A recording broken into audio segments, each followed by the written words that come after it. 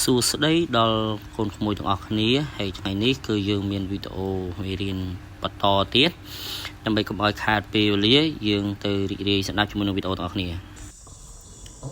ថ្ងៃនេះគឺយើងបន្តមេរៀនរបស់យើងពីល្ងាចមិញគឺយើងសរសេរតាមសូត្រអំពីរឿងអ្នកតាឃ្លាំងមឿងគឺជារឿងដោយតែសំណួរដែលគេសួរនៅក្នុងអត្ថបទមួយនេះថាតើរឿងនេះមានតួអង្គណាខ្លះតើតួអង្គនីមួយៗធ្វើសកម្មភាពអីខ្លះអញ្ចឹងចំពោះសេចក្តីពិស្ដារនៃសកម្មភាពរបស់តួអង្គនីមួយៗដូចជាព្រះចន្ទរាជាដូចជាព្រះរាជបុត្ររបស់ព្រះចៅសៀមដូចជាសេនាមឿងនិងកូនហើយនឹងប្រពន្ធហើយនឹងឧទេននិងព្រះនាងអ្នកមនាងប៉ែនមានទាំងដំរីជំទាវប៉ាល់ប៉ៃទៀតហើយនឹងបានកូនដំរីមួយទៀតអញ្ចឹងឃើញថាតួអង្គនីមួយៗគឺមានសកម្មភាពច្រើននៅក្នុងនោះក៏ប៉ុន្តែនៅក្នុងអត្ថបទរបស់យើងនេះគឺបានដកស្រង់មកហ្នឹងវាសង្ខេបទេអញ្ចឹងនៅក្នុងអត្ថបទរឿងមួយនេះគឺគេដកស្រង់នឹងកែសម្រួលពីសៀវភៅប្រជុំរឿងព្រេងខ្មែរភាគទី8ណាទំព័រទី8គឺគេសង្ខេបរឿងហើយបើយើងចង់អានដឹងរឿងពិស្ដារយើងអាចទៅអាននៅសៀវភៅប្រជុំរឿងព្រេងខ្មែរណាដែលសៀវភៅហ្នឹងគឺមានលក់នៅបណ្ណាគារហើយអានរឿងប្រវត្តិអីនឹងច្រើនទៅក៏ប៉ុន្តែនៅក្នុងទីនេះយើងសូមសង្ខេប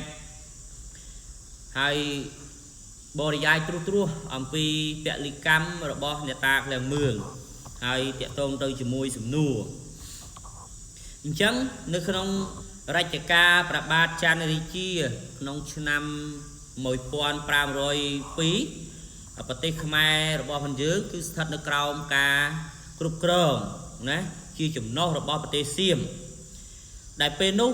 ស្ដេចសៀមក៏បានបញ្ជូនបុត្ររបស់ខ្លួនមួយអង្គហ្នឹងដើម្បីមកធ្វើការត្រួតត្រានៅនគរខ្មែរនាសម័យនោះនៅពេលនោះព្រះចន្ទរាជាដោយព្រះអង្គមានការឈឺចាប់ចំពោះប្រទេសខ្មែរជាពិសេសគឺការជិះជាន់ឈ្លានពានរបស់សៀមបានធ្វើឲ្យព្រះចន្ទរាជាសម្រេចប្រតិយ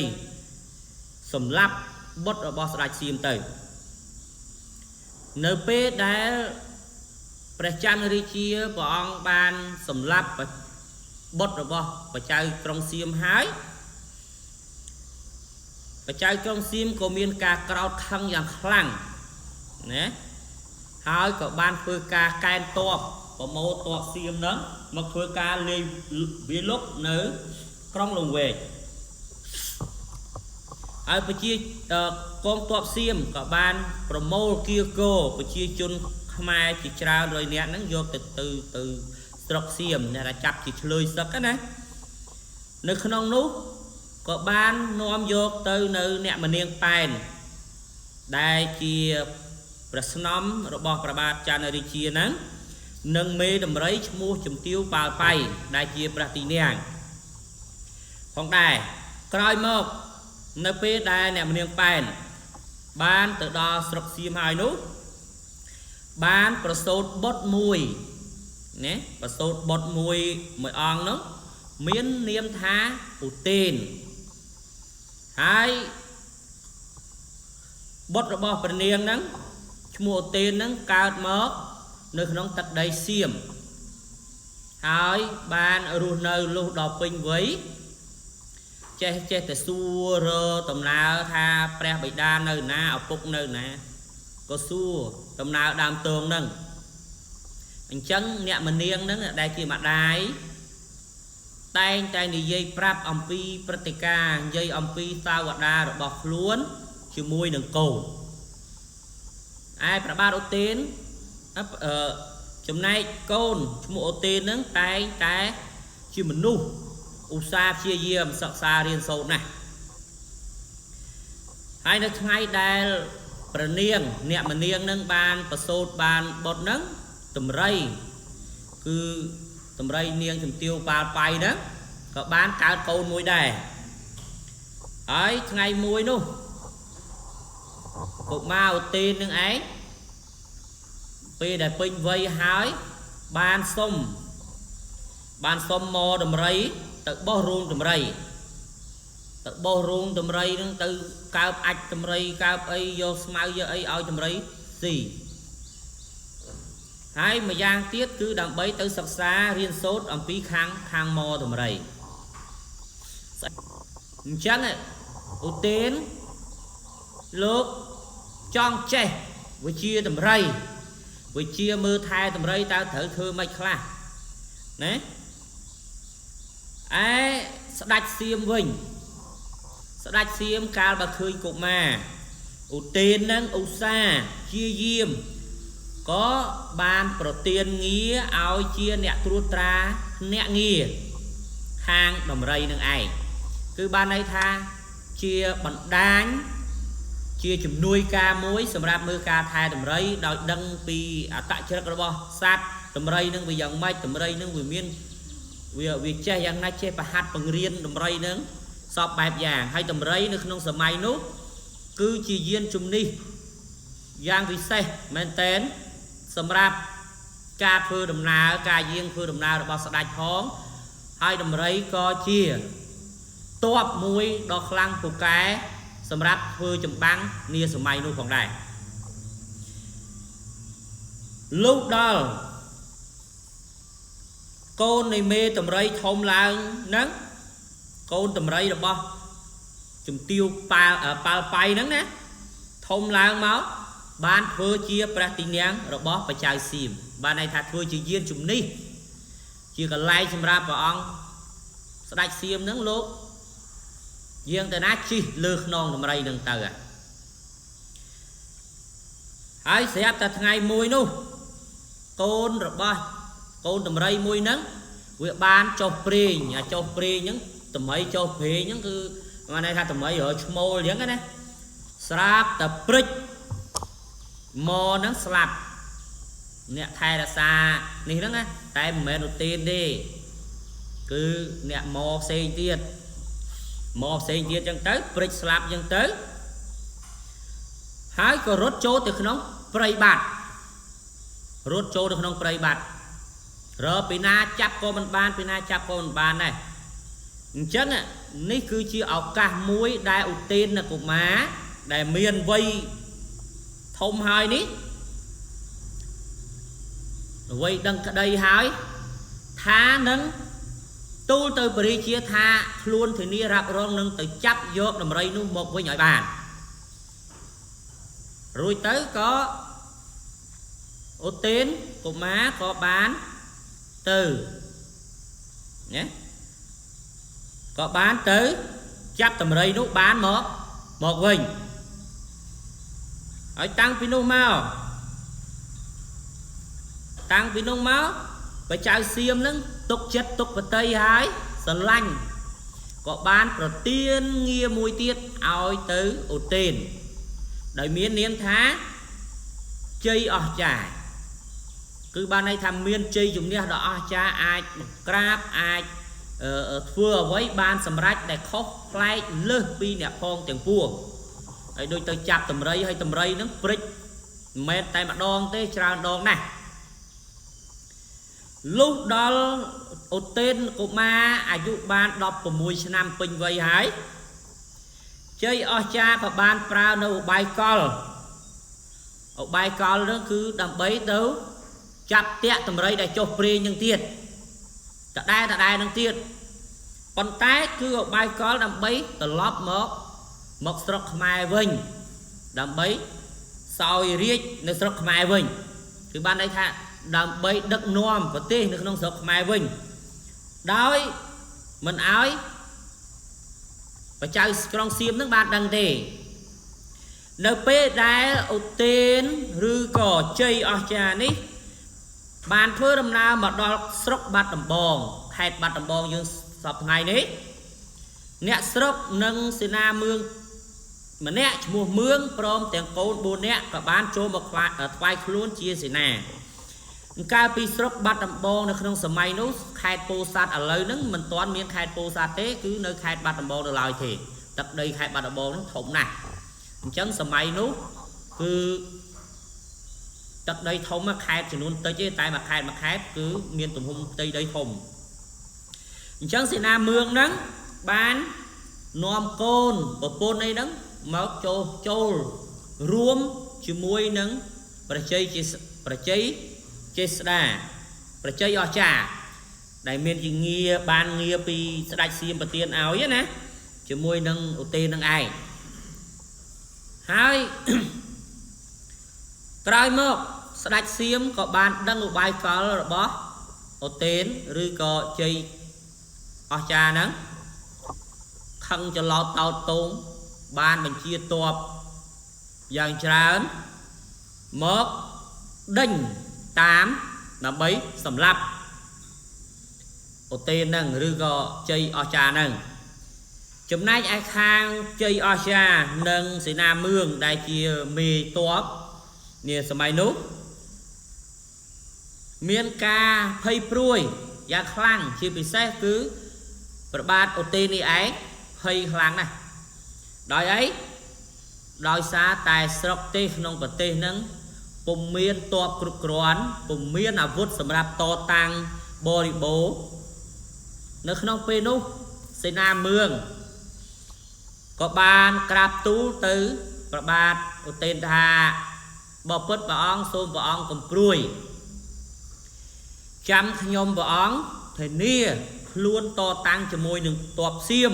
ដោយប្រើឧបាយកលដ៏ចម្លែកមួយឧបាយកលនឹងឧបាយកលអីគឺការហ៊ានបដូរជីវិតដើម្បីទៅកែនពលខ្មោចយកមកច្បាំងជាមួយនឹងសៀមប៉ុន្តែមុននឹងធ្វើទាំងអស់នោះសេនាមឿងបានបង្គាប់ឲ្យសេនាពលទាហានទាំងអស់ជីករណ្ដៅ4ជ្រុងឲ្យជ្រៅទៅហើយដាំចម្រងទៅក្នុងរណ្ដៅនោះហើយផ្ដាំអស់ពួកនិមឺនសពមុខមន្ត្រីទាំងអស់ជាពិសេសគឺមេទ័ពជាពិសេសគឺព្រះបាទឧទេននិងមេទ័ពទាំងអស់អំពីដំណើរការនៃការធ្វើនៃការពលិកម្មជីវិតចំពោះជាតិរបស់ខ្លួនក្រោយពីផ្ដាំនឹងផ្ដាំថាម៉េចខ្លះថាបពុតព្រះអង្គពេលដែលខ្ញុំបានស្លាប់ទៅហើយនៅថ្ងៃពេញបរមីមានឮសូរសំឡេងសន្ធឹកហូរកញ្ជ្រៀវញ័រអស់ដីក៏ក្រើកអស់ដីមេឃដីសំឡេងហឹកហាក់ហូរកញ្ជ្រៀវបែបនេះគឺជាសញ្ញាថាខ្ញុំព្រះអង្គបានសម្រេចនឹងប្រមូលកងទ័ពខ្មោចបានរួចរាល់ហើយដូច្នេះសូមព្រះអង្គលើកទ័ពចេញច្បាំងកុំបងអង្គនិយាយផ្ដែផ្ដាំចប់សេនាមឿងក៏បានលោតចុះទៅក្នុងរណ្ដៅជុំជាមួយនឹងចម្រងទាំងអស់នោះស្លាប់ទៅចំណែកឯប្រពន្ធនិងកូន2នាក់ទៀតកាលបើឃើញប្តីរបស់ខ្លួនឪពុករបស់ខ្លួនទៅដូច្នោះក៏ពលិកម្មលោតចុះទៅតាមស្លាប់ទាំង4នាក់តែម្ដងស្លាប់ដល់តែ4នាក់លោកក្រោយមក7ថ្ងៃគឺចំនៅថ្ងៃពេញបរមីនោះគឺមានសំឡេងសន្ធឹកនៃគោលាន់ក៏ក្រើកមេឃក៏ក្រើកដីសូរសាប់ហូរកញ្ជ្រៀវខ្លាំងណាស់ប៉ុន្តែអត់មានឃើញអីទេគឺដូចអ្វីដែលសេនាមឿងបានផ្ដាំទុកនោះមែនព្រះរាជាក៏បានលើកទ័ពទៅច្បាំងជាមួយនឹងទ័ពសៀមហើយទ័ពសៀមឃើញទ័ពខ្មែរយើងទៅទ័ពព្រះបាទឧទេននឹងទៅនឹងឃើញតិចនោះសម្រុកចូលមកប៉ុន្តែក្នុងក្បួនទ័ពរបស់ព្រះបាទឧទេននឹងគឺគេហៅរៀបចំទ័ពខ្មោចជួរមុខទ័ពមនុស្សជួរក្រោយអញ្ចឹងខ្មោចទ័ពខ្មោចខាងមុខហ្នឹងគឺបញ្ចេញរិទ្ធធ្វើឲ្យទាហានសៀមនឹងចុកពោះ riêng rú thưa oi tầm rây nó khơi mau dân tâu việc phơi về rốt choan thể hiện xiêm ngọt ở thời thể hiện xiêm nô ca bà khơi hai ca áp hút hai bài này hơi lon sláu mà nè rốt tập ra dụ mình tha thể hiện mình tha mê thể hiện đấy rốt ra dụ phục khnia tới sọc về bên ở thời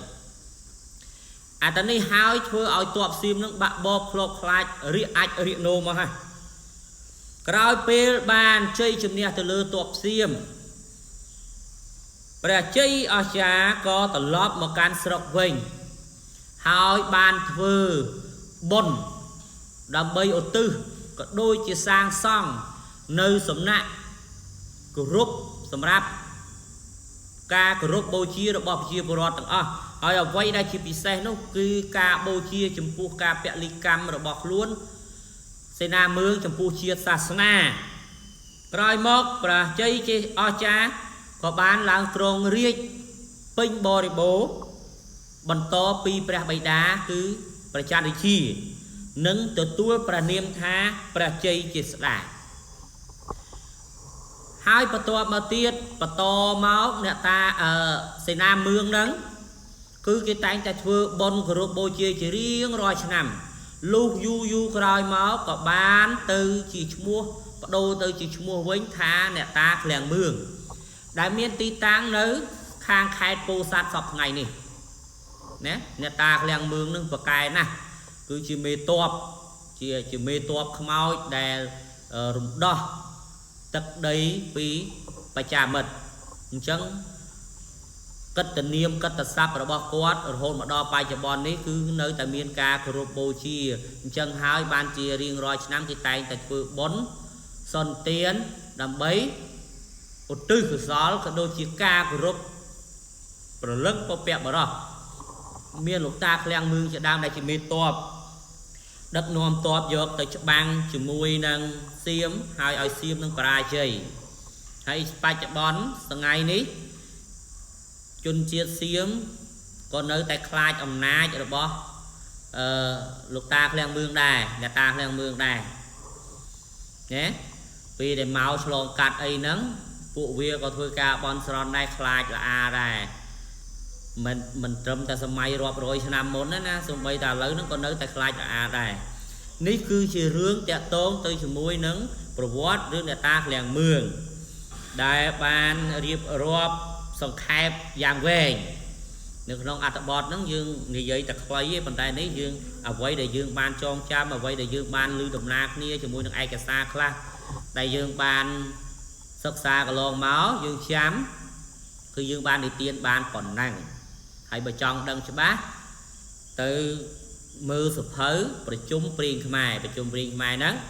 hay xua tha ta rương ní chỉ rương bất rương có rương bạc đất rương ní cơ chia rương bạc đất phó rương bật phò nè chẳng vía ha sập hay xua tha rương nâng rương priên bài ấy ghế cứ rương priên bài pro vọt xa chẳng nó không sầm nua tại dương người dây miền phẩm môi sầm núa để tôn tới chỉ môi nắng rương đã ta là mường sầm núa tí môi thà ta rương đây miền tu ong nạc là hay tu ong này môi vừa sự cam hợp hiệp ở vậy là chấm lái rương đấy cứ miền tu ong đôi chia và chan ri chia nè mà niềng pén đầm rây mê đầm rây mua chấm tiêu pal pay và ba đầu tên côn đầm rây và trai trong xiêm ấy tiết nia xe na cha mua mướn nâng côn bún nè hai nâng của bún nè nâng từ tu ong hay tu ong đi môi miên sạc cam phiêu vậy khla tu ong và chan ri chia cứ miên tu nè ti cứ miên ca sạc cam phiêu nông ca cướp pro và tê khmái tại và tê khmái được trong sớm mai đại bà ong can cạp nú cứ thật được rong chùm nó rồi bó và tê xiêm hỏi bà ong bán rùa té chư chạp nâng ca chi choan rồi bó xiêm bà ong bán sầm láp bót rồi bó xiêm rồi mốt xiêm nâng cả bán lược toát vô mốt bằng xiêm cầm tích máu khăn sầm láp cô nó hãy chùm này ai សកម្មភាពរបស់ព្រះនាងអ្នកនាងប៉ែនវិញគឺបានត្រូវកងទ័ពសៀមហ្នឹងនាំយកទៅគៀយកទៅហើយនឹងតម្រៃឈ្មោះប៉ាល់ប៉ៃយកទៅស្រុកសៀមហើយបានប្រសូតបានបុតមួយហើយតម្រៃបានកូនមួយហើយព្រះឧទេននោះគឺជាឧទេនគឺជាបុតរបស់អ្នកនាងប៉ែនជាមនុស្សឧស្សាហ៍ព្យាយាមបានរំដោះប្រទេសចេញពីអាណានិគមអំពីនឹមត្រួតត្រារបស់សៀមចំណែកឯសេនាមឿងនឹងបានធ្វើពលិកម្មធំធេងគឺបូជាជីវិតក្នុងការការពារទឹកដីរបស់ខ្លួនដោយទៅកែតតបខ្មោចយកទៅច្បាំងជាមួយនឹងសៀមរហូតបានជ័យជំនះឯប្រពន្ធនឹងក៏ដូចគ្នាដែរប្រពន្ធនឹងកូន4នាក់ហ្នឹងទាំងនៅរស់2ស្លាប់2ហ្នឹងក៏ដូចគ្នាដែរសំណួរទី2សួរថាតើរឿងនេះកើតនៅពេលណានៅកន្លែងណាខ្លះរឿងនេះគឺកើតនៅឆ្នាំនៅគ្រិស្តសករាជ1502ណាហើយស្ថិតនៅក្នុងស្រុកបាត់ដំបងកាលជំនាន់នោះបច្ចុប្បន្នគឺនៅបាត់ដំបងសៀមរាបពោធិ៍សាត់មកខាងប្រទេសមានជ័យអីហ្នឹងណាទឹកដីជាប់ថៃហ្នឹងដោយសារតែពីមុននោះទឹកដីបាត់ដំបងគឺស្ថិតទឹកដីបាត់ដំបងសៀមរាបហ្នឹងកំពង់ធំគេហៅកំពង់ស្វាយនេះស្ថិតនៅក្នុងការត្រួតត្រារបស់សៀមចូលជាអាណានិគមសៀមទី3តើជ័យអស្ចារ្យទទួលជ័យជំនះលើទ័ពសៀមដោយរបៀបណាការបានជ័យជំនះរបស់ប្រជាអស្ចារ្យនេះគឺដោយការកែនទ័ពខ្មោចដោយសេនាមឿងដែលហ៊ានធ្វើឧបាយកលចម្លែកក្នុងការសម្លាប់ខ្លួនណាសម្លាប់ខ្លួនទៅប្រមូលកងទ័ពខ្មោចយកមកច្បាំងជាមួយសៀមបានជ័យជំនះទី4តើប្រជារាជាមានអេរយាប័តដូចម្ដេចចំពោះទង្វើរបស់សៀមនៅក្នុងសាច់រឿងនេះប្រជារាជាមានប្រតិយឈឺចាប់មានការឈឺចាប់ខ្លាំងមែនទែនចំពោះហើយបានសម្លាប់កូនរបស់ស្ដេចសៀមទៀតទី5តើតួអង្គណាខ្លះដែលអាចចាត់ទុកថាជាវីរជនចូលបញ្ជាក់អំពីសកម្មភាពរបស់វីរជនទាំងនោះតួអង្គណាខ្លះដែលអាចចាត់ទុកជាវីរជនទី1គឺព្រះបាទច័ន្ទរាជាពីព្រោះព្រះអង្គបញ្ជាក់សេចក្តីថាព្រះអង្គហេតុអីបានជាចាត់ទុកថាព្រះអង្គជាវីរជនពីព្រោះព្រះអង្គឈឺចាប់មានសេចក្តីឈឺចាប់នៅការជិះជាន់ឆ្លៀនពៀនរបស់សៀមព្រះអង្គបានធ្វើអីគេសម្រាប់ស្ដេចសៀមចោលទី1ទី2ព្រះជ័យអស្ចារ្យឬព្រះជ័យជាស្ដាព្រះអង្គបើទោះបីជាព្រះអង្គជាឆ្លើយសឹកក៏ពិតមែនក៏ប៉ុន្តែព្រះអង្គបានតស៊ូរំដោះប្រទេសនឹងឲ្យបានរួចចេញអំពីនឹមអាណានិគមរបស់សៀមរហូតបានជោគជ័យសេនាមឿងហ៊ានពលិកម្មបូជាជីវិតព្រមទាំងកូននិងប្រពន្ធដើម្បីរំដោះប្រទេសឲ្យចេញពីអាណានិគមនិយមសៀមកុំឲ្យវាមកត្រួតត្រាឈ្លានពានធ្វើបាបធ្វើទុកបុកម្នេញដល់ប្រជាពលរដ្ឋខ្មែរទាំងអស់នេះគឺអាចចាត់ទុកជាវីរជនហើយទី5តើអ្នកតាឃ្លាំងមឿងមានពិតឬទេបើមាននៅខេត្តណាអ្នកតាឃ្លាំងមឿងគឺមានពិតមែនណាគឺមាននៅខេត្តពោធិ៍សាត់ស្រុកបាកានខេត្តពោធិ៍សាត់ហើយល្បីល្បាញណាស់អញ្ចឹងយើងប៉ុណ្ណឹងចោះមេរៀនរបស់យើងតកតងទៅជាមួយនឹងអ្នកតាឃ្លាំងមឿងណាហើយសង្ឃឹមថាមេរៀនមួយនេះបានជាពន្លឺមួយបានជាកតិមួយសម្រាប់ពិចារណាហើយក៏ជាមេរៀនមួយសម្រាប់ចងចាំនៅពេលដែលយើងធ្វើការប្រឡងអីហ្នឹងអាចលើកយកឡើងបានហើយយើងក៏លេខមកមើលការពន្យល់ពាក្យរបស់យើង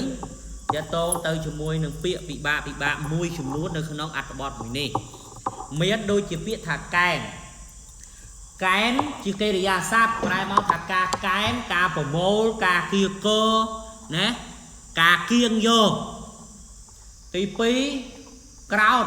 crowd nó có chừng rô đã sra ao nông thô an thạc crowd nạ bịa chỉ niếm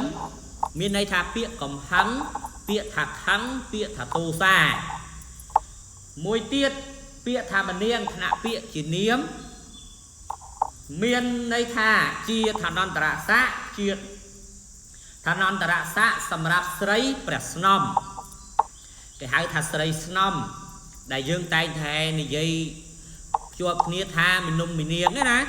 cứ sấy snom rồi bỏ sạch đai bịa thầm mò này cứ sở xe ho chừng mờ chỉ thằng nạ bịa chỉ niếm cái prai thập pet cái prai thằng nẹt tốt chùm niên được không cây ca nung nút cái prai tha nẹt che mơ chùm ngứ nẹt che nam rùng ngọp chùm ngứ rùng ngọp rố nẹt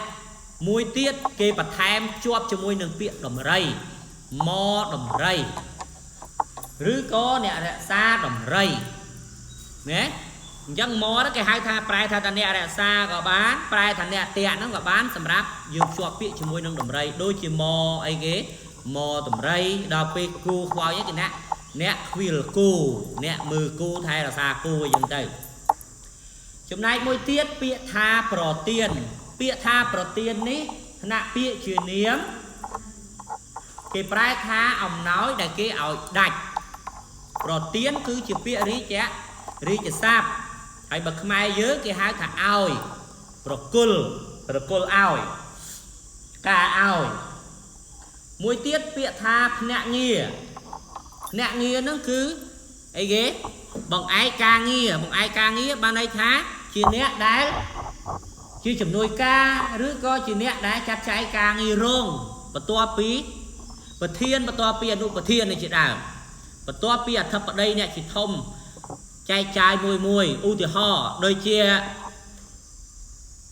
khang krom hôn CO ក្រុមហ៊ុនធនាគារខាងធនាគារហិរញ្ញវត្ថុមានភ្នាក់ងារជាច្រើនសម្រាប់ចែកចាយព័ត៌មានសម្រាប់បម្រើការងារនៅក្នុងក្រុមហ៊ុនគឺបម្រើការងាររបស់អ្នកណាការងាររបស់ប្រធានក្រុមហ៊ុនអាហ្នឹងគេហៅថាភ្នាក់ងារចំណែកព្រះទីនាំងគឺជាទីអង្គុយឬក៏ជាទីសម្រាប់ក្សត្រីទ្រង់ប្រថាប់ក្សត្រីទ្រង់ប្រថាប់អាហ្នឹងគេហៅថាព្រះទីនាំងដូចជាព្រះទីនាំងទូកព្រះទីនាំងនាវាព្រះទីនាំងសេះព្រះទីនាំងនំរៃណាព្រះទីនាំងរថយន្តអាហ្នឹងគេថាព្រះទីនាំងណាគេហៅថាពាក្យរាជស័ព្ទតែយើងធម្មតាកន្លែងអង្គុយកន្លែងអីហ្នឹងគឺយើងប្រើកន្លែងផ្សេងតែអាទីសម្រាប់អង្គុយហ្នឹងគឺរបស់ដែលធ្វើចលនាដូចជាគោជីគោគេហៅព្រះទីនាំងដែរបើគោជីកើតហើយតម្រៃព្រះទីនាំងមួយដែរមួយទៀតងារពាក្យថាងារនេះមាន3ន័យន័យទី1គឺជាឋានន្តរស័ក្តិជាបណ្ដាស័ក្តិជាយុស័ក្តិជាតំណែងតួនាទីនៅក្នុងស្ថាប័នណាមួយអានឹងគេឲ្យឈ្មោះថាងារគោរមងារគឺតំណែងដែលស្ដេចលោកប្រទានឲ្យមួយទៀតងារភាគដីមួយល្មមកម្លាំងបរោះធ្វើមកពេលនឹងហើយឧទាហរណ៍ភ្ជួរដីមួយងារពីរងារមើលណាអូមកព្រឹកហើយទៅភ្ជួរដីភ្ជួរគោទៅភ្ជួរហ្នឹងបានមួយងារពីម៉ោង4ព្រឹកតម៉ោង6ភ្លឺបានមួយងារណាគឺដីដែលគេបានធ្វើហើយមួយពេលរបស់កម្លាំងនឹងហើយអាហ្នឹងគេហៅថាមួយងារមួយទៀតគឺជាពាក្យដែលនិយាយផ្សំជាមួយនឹងពាក្យការងារគឺជាកិច្ចការជាសមិទ្ធផលផ្សេងៗដែលយើងកំពុងធ្វើអាហ្នឹងគេហៅថាជាការងារបន្ទាប់មកទៀតបែរនោះតិចមើលបន្ទាប់មកទៀតពាក្យអីគេពាក្យថាសេនាពាក្យសេនាហ្នឹងក៏ជាថ្នាក់នាមដែរគេប្រែថាកងទ័ពរេពុលណាប្រែថាពួកពលពួកទាហាននាយទាហានហ្នឹងហើយគេហៅថាសេនាមេទ័ពមេកងមេក្រុមអាហ្នឹងសុទ្ធតែសេនា mùi tiết biệt tha sẵn thất cứ xô sầm lê đại loan lư khăn xô sáp đại loan lư rồng bơ cua ỏi nhau cua ỏi phây khai cua ỏi tọ slot nâng sẵn thất mùi biệt tiết biệt thạc krong cơ chừng rơ đạ ấy miền đạ điện